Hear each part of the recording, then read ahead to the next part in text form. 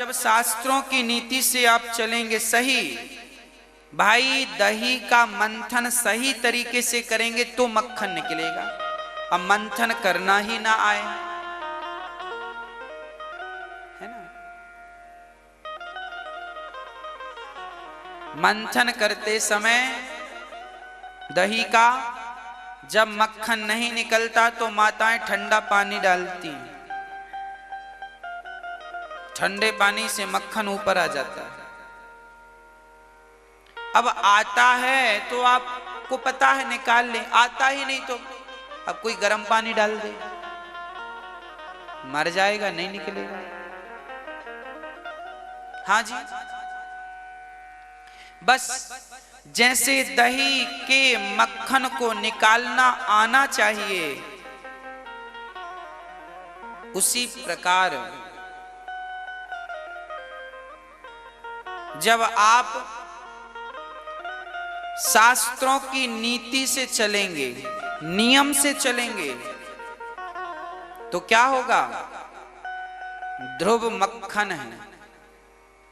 जब शास्त्रों का पालन करेंगे, सत्य के मार्ग में चलेंगे, भगवान का चिंतन करेंगे, जब गृहस्थ आश्रम को भगवान की भक्ति के लिए बनाएंगे, तब आपके घर में ध्रुव और प्रहलाद जैसे मक्खन का जन्म होगा, तब मक्खन निकलेगा।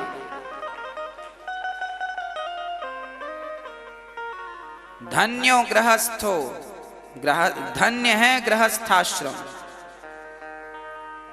धन्यो गृहस्थाश्रम, धन्य है गृहस्थाश्रम। गृहस्थाश्रम सबसे धन्य है। क्यों? क्योंकि गृहस्थों के घर ही भगवान का जन्म होता है। राम गृहस्थों के घर आए, कृष्ण गृहस्थों के घर, ध्रुव और प्रहलाद भी गृहस्थ के घर आए, इसलिए धन्य है गृहस्थाश्रम। पहले के लोग शादी इसलिए करते थे कि ध्रुव जैसी संतान इनकी साधना से मिल जाए। लोग पहले तपस्वी होते थे, स्त्री भी पुरुष भी, और दोनों पति पत्नी केवल अच्छी संतान के लिए ही संबंध बनाते थे, केवल अच्छी संतान प्राप्त करने के लिए। और आज भोग प्रधान हो गए हैं लोग। अच्छी संतान किसे चाहिए? बस बेटा हो जाए, बस। शास्त्र कहते हैं कि अच्छा बेटा पाने के लिए तपस्या करनी पड़ती है, नहीं तो फिर जो संसार में पैदा हो रहे हैं ये तो बिना तपस्या के पैदा हो जाते हैं। बच्चे तो फिर देखो कुत्ते बिल्ली भी पैदा कर लेते हैं। बच्चे पैदा करना बड़ी बात नहीं है। संस्कारी पुत्र कब मिलेगा? जब माता पिता तपस्वी होंगे। माता पिता की तपस्या से, माता पिता के संस्कार से, माता पिता की भक्ति से प्रसन्न होकर भगवान योग्य पुत्र आपकी झोली में डालते हैं। नहीं तो अयोग्य पुत्र तो बहुत हैं। मां को गिलास भर पानी नहीं देते, ऐसे बेटे भी देखने को मिल जाते हैं। इन बेटों के लिए तो आपने केवल अपना कष्ट ही सहा है। भाई प्रसव में दर्द होता है कि नहीं मां को? आपका बेटा ना तो अतिथि की सेवा कर रहा है, ना तो आप माँ बाप की सेवा कर रहा है, बस भोगता ही भोगता, भोगता जा रहा है। तो ऐसे भोगी को जन्म दिया है तुमने, तो मतलब अपना पेट ही खराब किया है। फड़वा लिया, 4, 10, 25 टांके लगवा लिए, फड़वा और लिया, मिला क्या? कुछ नहीं। ऐसा बेटा पैदा करने से अच्छा है पेट ही ना फड़वाना पड़ता, है ना। इसलिए योग्य संतान हो तब तो सब बढ़िया है। अयोग्य संतान, शास्त्रों में लिखा है कि बच्चा पैदा होके, जिसके बच्चा पैदा नहीं होता वो एक बार रोती है कि बच्चा नहीं हो रहा है, बस इसलिए रोती है, उसे दुख कम है। जिसका बच्चा पैदा होके मर गया बचपन में, उसको भी दुख कम है कि चलो हुआ था, ऐसा था, मर गया।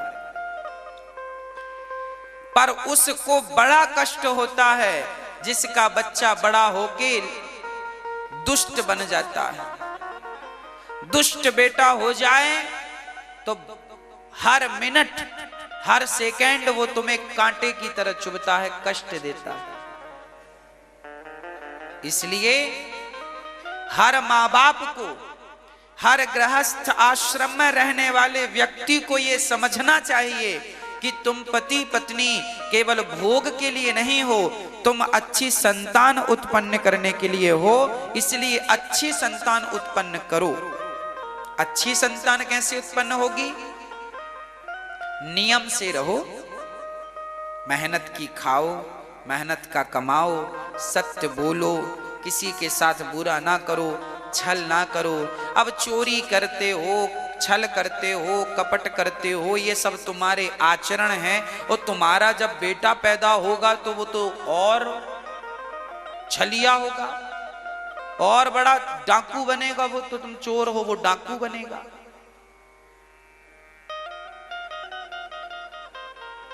अच्छी संतान के लिए माँ बाप को अच्छे आचरण धारण करने हैं।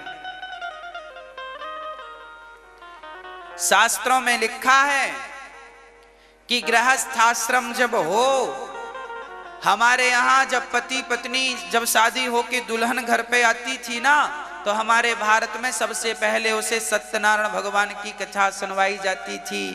देवी देवताओं के कुल देवी को प्रणाम कराया जाता था।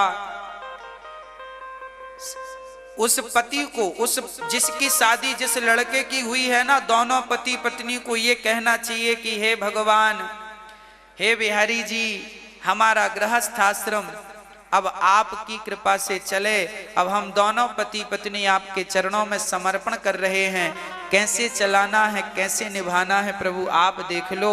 हम दोनों में प्रेम बना रहे और हम दोनों आपके चरणों से प्रेम करते रहें, और आपकी कृपा से ही घर में जो भी संतान हो आपकी भगत हो। हे नाथ, हमारे गर्भ में जो बच्चा पल रहा है वो बच्चा आपकी भक्ति लेकर पैदा हो। यही वरदान पहले के माँ बाप मांगा करते थे। आज कौन ऐसी बातें कहता है?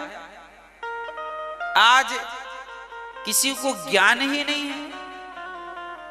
शादी के बाद सत्यनारायण भगवान की कथा भी लोग नहीं सुन पाते, सीधे भाग जाते हैं दुल्हन को लेकर के। क्योंकि शादी ही भोग के लिए की है, तो भोग भोगने चले गए। उद्देश्य ही उनका भोग था। अब कहां से संस्कार बनेंगे, कहां से संतान बनेगी? बच्चा तो कुछ है नहीं। हाँ, इसलिए अच्छी संतानें अब नहीं होती, स्टॉप हो गई। क्योंकि माँ बाप लापरवाह हो गए। ध्रुव जी की मां सुनीति सवेरे 4 बजे उठ जाती थी, अपने बच्चे को, मां उठती थी तो बच्चा भी उठ जाता था।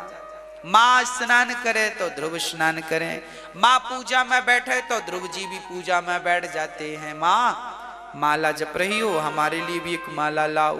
माँ ने दिया। क्या जप रही हो माँ? बेटा मैं नारायण नारायण नारायण जप। अच्छा माँ मैं भी जपूं? हाँ बोलो नारायण। बच्चे नारायण नारायण जपें। बचपन से ही बच्चे गीता पढ़ें, बचपन से ही बच्चे रामचरितमानस की चौपाइयां पढ़ें, और बचपन से ही बच्चों के भीतर सेवा के संस्कार हों। तो फिर देखना बच्चे भला कैसे बिगड़ते हैं, कैसे आचरणहीन बनते हैं। वो सुसंस्कारी बनते हैं बच्चे, जिन्हें बचपन से माँ बाप के संस्कार मिलने स्टार्ट हो जाते हैं।